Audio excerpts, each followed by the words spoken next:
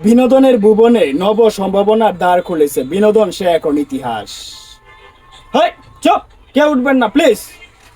সবার জন্য জিলাপি দান করা হবে। রসালো চিত্তে সবাই বাড়ি ফিরবেন ইনশাল্লাহ। বিনোদনের ভুবনে গতকাল কিংবা নিশে কেন আসেনি সেই ঘটনা আপনাদের জানতে ইচ্ছে করে না?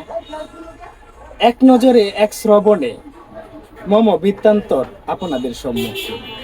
আরামবাগের হারাম সুফি সাধক বাবা এ হাদিয়া ভারমায়ে কুতুব কুকিচিন, গাজাখুরদের আত্মার ভণ্ডদের শিরোমণি আহলাদে গিরগিটি মুনাফিকের ইক্স, মার হাবায়ে দুষ্টু আহকাম ইহকাম আই আই কুতকুত কবি সুমন, সবাই বলেন মার হাবা মার হাবা মার হাবা, কিয়াবাত কিয়াবাত।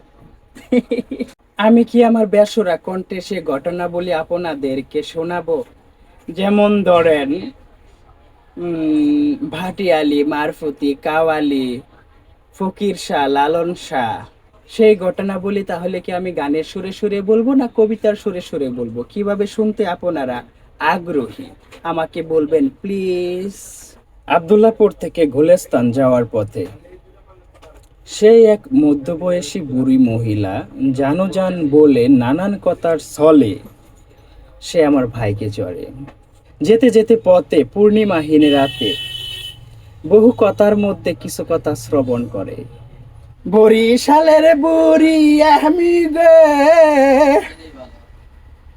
ও আমি গাজীপুরে থাকি, হাই গো কর্মী টলার ডাক্তার হইবার বাকি, দেখতে আমি খুব সুন্দরী নাকি, তোমায় আমার মনে ধরছে গো, ও যুবক বিয়াহ করবাহ নাকি, হাই গো রাজি থাকলে বলো তাড়াতাড়ি, হাই গো।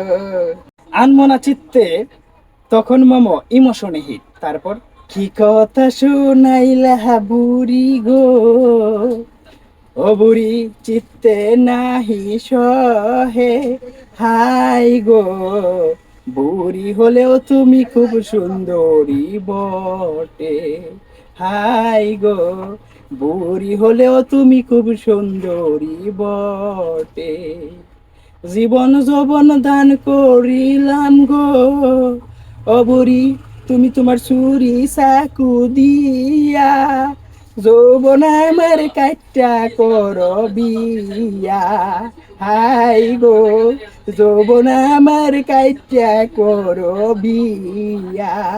বুড়ি এখন তুরি হয়ে খাই শুধু মুড়ি, বুড়ি আমায় চলে গেল খেয়ে তান্দুরি।